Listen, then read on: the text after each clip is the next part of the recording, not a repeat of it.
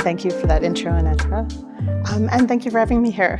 This has been a really fun event. I have really enjoyed all of the inspiration, and I hope that today you find some takeaways that you can bring into your classrooms, your workplace, or your own personal practice.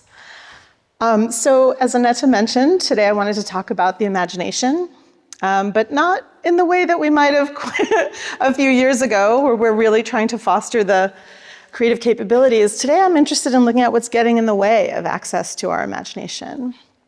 And I've said here, how to stay creative in the face of complexity, anxiety, and overwhelm. So I want to start just by asking you to close your eyes for a minute.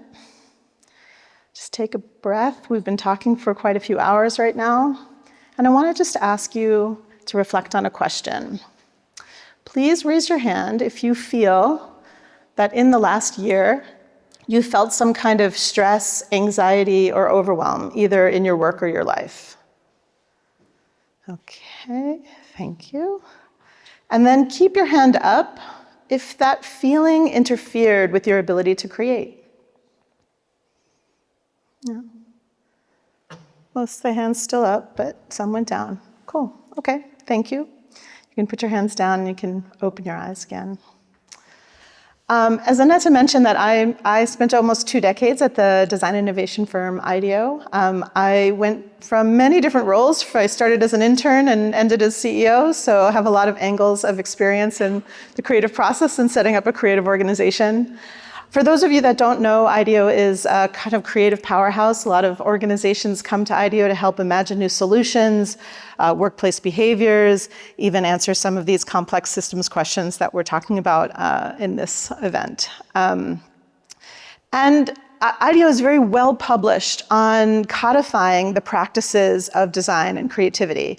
So how we bring ideas out, how we set up our workplaces. There's many, many books and toolkits, et cetera, that IDEO has published. And as I mentioned already, I'm not going to go into any of that. So if you were hoping for that from the person representing practice at this event, sorry.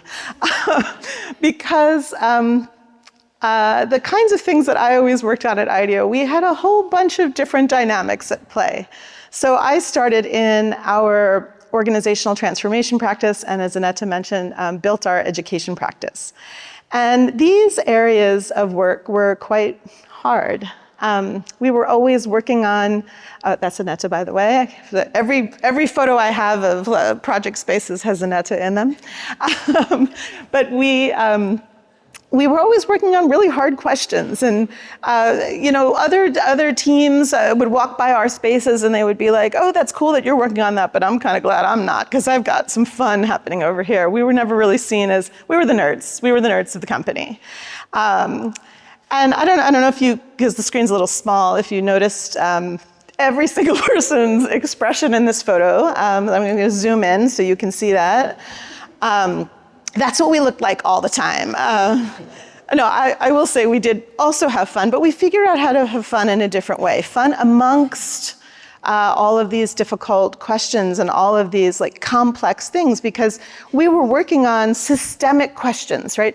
Anything that you work on in education, we're designing learning tools, global platforms, we're designing schools and school systems. All of these things required us to understand a whole field, but also understand an enormous number of needs across many different stakeholders. And almost always, it was impossible to reconcile all of the different needs into one experience that would work for everybody. So we were always in a degree of inquiry, a degree of nervousness and worry that how do we put all of this together? Do we know enough? So I'm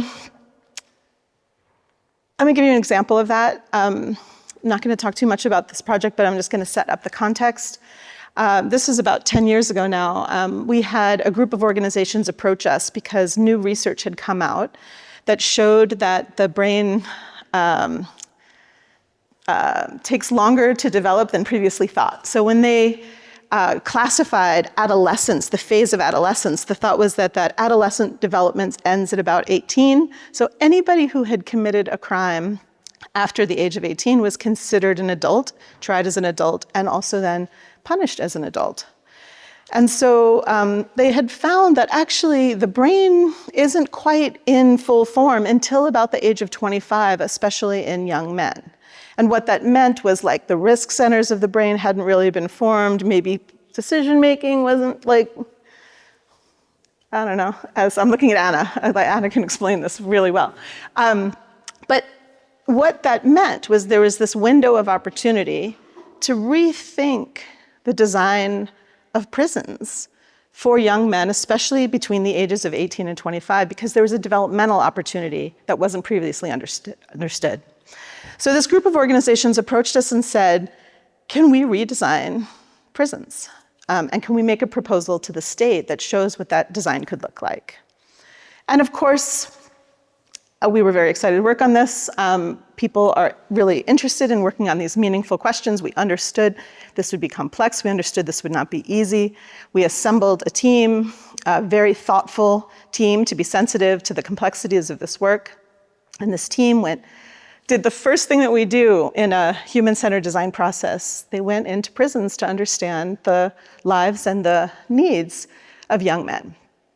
And they came back to the office just overwhelmed by the experience. There were so many dynamics at play, so I don't want to unpack this, but maybe you can imagine what it might feel like to be sitting with someone that maybe you didn't have a shared life experience with. Maybe feelings of guilt came up, or questions of their own lives, or questions of their own context, questions of how am I actually going to create any meaningful difference? There were so many questions the team came back with that they felt immediately stuck and kind of incapacitated to move forward with the design question. Now, I want to let you know that the team really worked through that and did beautiful and meaningful work that was quite resonant. And yet, I still look back on this experience and say, how did we get through that, knowing that that feeling had taken over and made it very hard for the team to design? And I will say over the last 15 years, again and again and again, I saw that same dynamic rising there. Every team in some time in a creative process would get to this point of like, I'm stuck, I don't know how to move forward.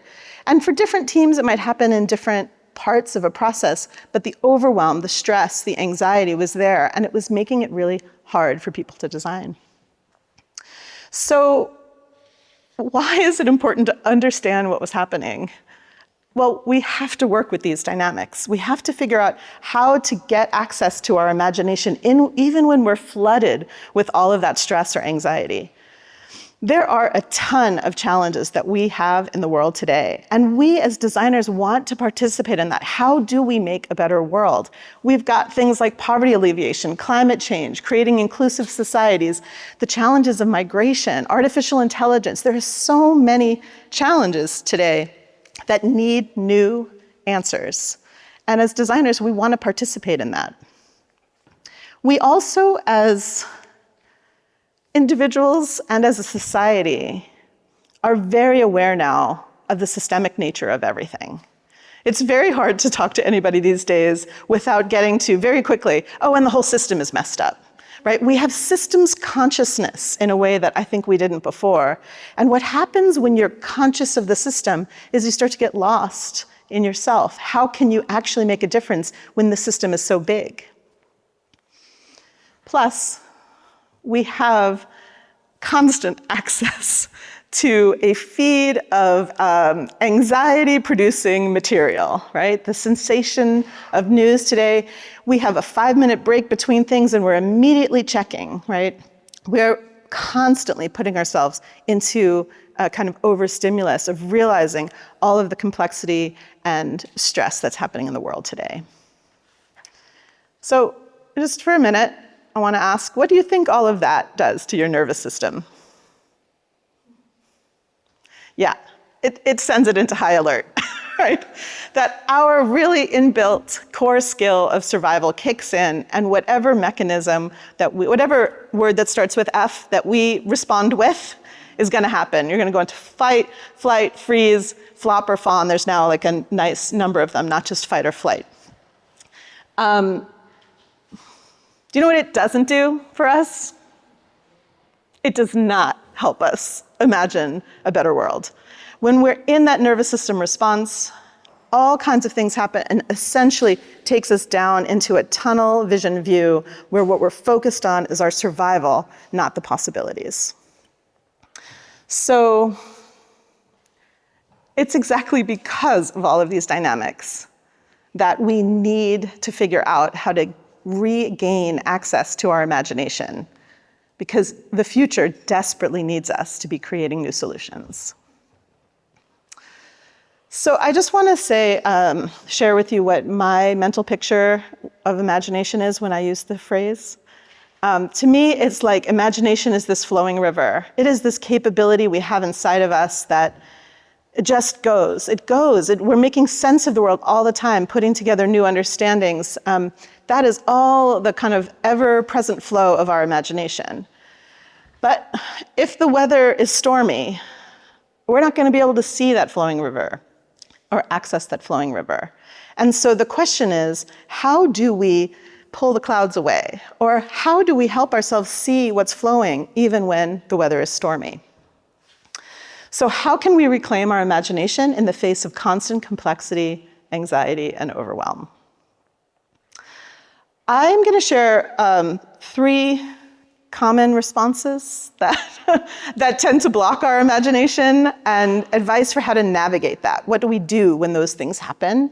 Or maybe even how do we think about design a little bit differently so that we're less likely to cause some of those triggers? And to be clear, this is like an initial framework. I'm sure in your own life you can think about experiences that you might have had that don't fit to this framework. That's great. Let's keep building this out so that we have more and more agency. The first one, though, I want to talk about is empathy overwhelm. And that's the situation that happened with the team that I mentioned. This is where the weight of our empathy, maybe turning into guilt or recognition of our own privilege, becomes all-consuming. And it makes it difficult to engage in creative questions as those emotions take over. Now, there's a lot that's happening in the brain and also happening in the mind. I'm not going to go into that for the sake of time today. But we are essentially using all of our capabilities to really try to deeply understand, and yet that's putting us into this trigger state that makes it then hard for us to even process what we're experiencing. So underneath all of those dynamics, there's really one major question that's happening when you're in a kind of empathy overwhelm. This question takes over in your mind to say, who am I to solve this giant problem? Anybody feel that? Or you don't have to raise your hand. Actually, it's a little awkward to ask for that. But ask yourself if you've ever felt that state where you feel the problem is so much bigger than you are. It makes it hard to engage. So what can we do about it? How can we navigate it? This is a real dynamic we're going to face again and again, especially given the kinds of questions that we have to be working on. Well, the first thing I would offer is that there's something in the framing of the design process about empathy that's actually that's making it more likely for this to happen. That when we think of it like empathy, we think of it like we're the ones that have to do the work, and that is my subject. I'm going to learn about their lives, and I'm going to go back to my room, my office, and I'm going to imagine for them. Well, what we found doing this work that I mentioned was that what we had to do was build a respectful, collaborative relationship so that we didn't feel extractive of people that we felt we were trying to be part of helping. And so what we had to shift was that these are not research subjects, these are our collaborators. And so the team often went back to the prisons, not just to interview people and learn about their lives, but to co-create and say, what would a better future be like for you? Let's design that together. The team even went back before we shared the final proposal with the client team and shared it with the men that they had worked with to make sure they felt properly represented. It's a very deeply respectful relationship where it's collaborative, not one that feels extractive. Another thing I'll kind of add in there, that same idea, was recognizing the power that we do have, accepting the privileged position that we're in, and using that power and privilege to give voice to people who couldn't be in the room. The team in their final meeting in this work brought the voice of the men into the room, and people who had been working in the prison system for like 30 years said to us, I never understood as well as you had shared with me what is going on for the people that I've been working with. So you as a designer have great power to bring the voice into the room and help more and more people understand what's happening in everybody's lives. So there's a lot you can do here. I'm sure there's more. I'm sure we could do side brainstorms. That would be very fun, but we don't have time for that today. I want to keep moving, though, into some of these other dynamics that are happening. Cognitive overload, that feels like an easy one. Do you guys feel that on a daily basis these days? Yes, because we are being pummeled with information these days. But you might find in a design process that the deeper that you dive into a problem, the more complex it becomes. It doesn't get simpler. It gets more and more complex. There's more things to keep learning about. And this starts to create this feeling of an endless cycle of learning that you can't actually move forward because you have to know more. Again, lots happening in the brain and stuff happening in the mind. There are things like your working memory is super overloaded, so you actually can't process the information in front of you, but that puts you into a state of lack of confidence, for instance. So there are certain dynamics that aren't you, they are what's happening to you. Underneath all of this is just somewhere in you, it's screaming, I just can't process all of this. So what can we do about that as designers? First, it's okay, I think, and maybe this is something really underscoring to the students that you're working with, that you don't have to be the one to originate everything. I find a lot of young designers today, they don't want to read expert research. They don't want to read what's become before. But people have spent their whole careers understanding the space that you're working. And it's a real gift to build on that research, leverage that research, and incorporate that into the work that you're doing. So how do we help young designers know that it's great to leverage experts and even partner with them as we're designing? Visualizing the system is a great tool when you feel like everything's too overwhelming, making it visible, mapping the relationships, mapping the components of a system. And one of my favorite hacks is the kind of just don't look at your board of research, don't look at your notebook, don't look. And just, if I say to you, you got to present tomorrow, what are you going to say? Let your intuition pull out some of that synthesis, because your mind kind of can't quite access it when you're in this state, but your intuition has it. So there's a lot we can do in the process of synthesis when we get a little overwhelmed by all the information. Last I want to talk about is ambiguity. Ambiguity, I actually love it. Confession here, I really love that feeling of like, I don't know, but you know what? Because my feeling is always that in that state of, I don't know what is going to be, like we know something new is going to come out, but you can really max out on that state. You can get paralyzed by that state of I don't know. So when there's no clear right answer and every choice carries uncertainty, the fear of unintended consequences makes it feel too risky to move forward on anything. And so we get stuck in the ambiguity. Again, a bunch happening in the brain and the mind, but I'll tell you that underneath it, it's like, I just don't know what's going to work. And that feeling becomes the predominant feeling in your mind. So what can we do about that? Design has amazing methods for this already with prototyping. There's like, let's just make a sketch. Let's just make a prototype. We saw examples of that today. Like, let's just keep moving in a small way. And that step will help us learn. That's great. We can go super far to bring some of these things you've talked about into the classroom. We can put things into the wild, right, out in the real world, get responses. That is, design, I think, knows that quite well. But part of what we struggle with, I think, as designers overall is we're kind of looking for perfection on the idea. I remember being in the CEO role right when the pandemic happened, and we had to shut down offices. And there was literally no playbook, right, for what was happening. I had never been through a global pandemic before, had you all? And so there was just so much ambiguity. Every solution you thought of, it was like, oh my God, what is this gonna become? And so what we did in that case was we moved from this model of having to get it right to just having to keep moving. So instead of thinking of perfection, let's just get to progress. And we time bound, like we put out new policies, but we said there's going to be an expiration date on this, so we have permission to keep evolving as we have more information.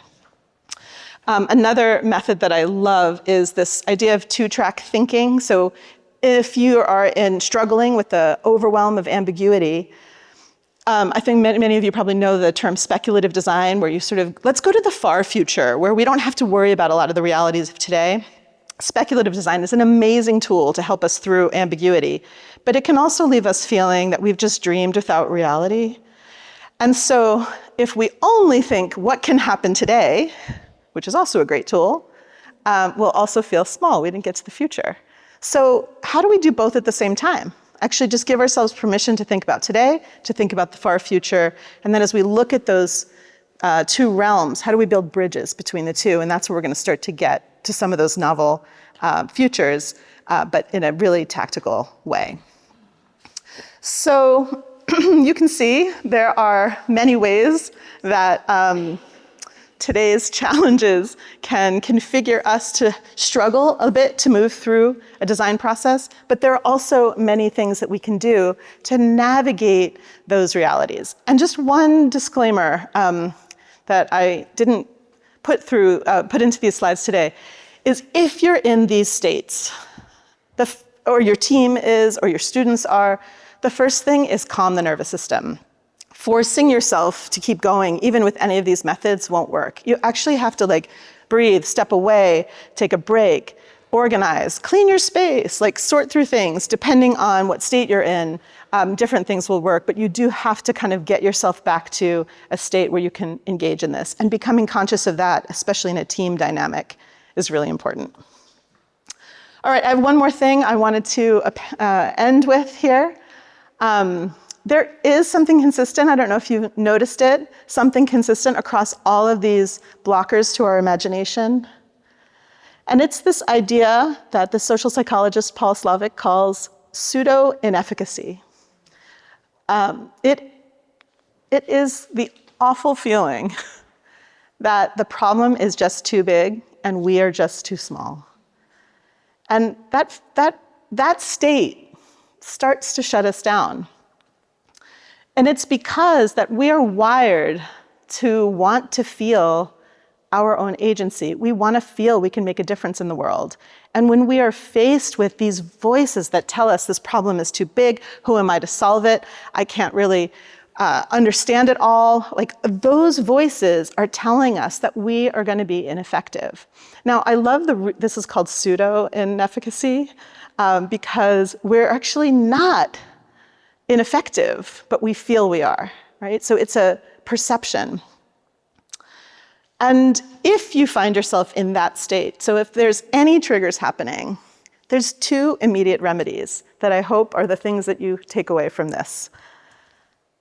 Curiosity and community. So the first point on curiosity, did you know that judgment and curiosity can't coexist in your mind at the same time? So if you're in a state of judgment, either about somebody else or yourself, which you can see a lot of this is about self-judgment, one of the remedies out of it is to find something you are authentically curious about and just ask that question. That state of curiosity moves us out of judgment and into inquiry that can bring us into our creativity. So find a question you're generally curious about and start there. And then the point on community. These problems that we're working on are bigger than any of us. And yet we are sort of conditioned to believe that it's our job to fix it all. That's why people feel climate anxiety. That's why people are shutting down in the face of all the news that's happening today. That we have this pressure on ourselves or this belief that we have to be the ones to fix it. But it is bigger than any one of us. And so what we have to do are find the other people that are pursuing these questions also and recognize we are part of a group. And you can think of it like a choir. That if there's a choir, you're part of a choir and everyone's singing, but you need to take a breath, when you pause to take that breath, everyone else can keep the song going. And then when you've taken that breath, you are now stronger for when someone else needs to take a breath, and you can keep singing that song. So if you find yourself in this state, feeling ineffective, find somebody else. Turn to a friend, turn to a collaborator, find somebody else who's pursuing a similar question, and regain your clarity, maybe even make something together, and help kind of find your agency and your confidence again.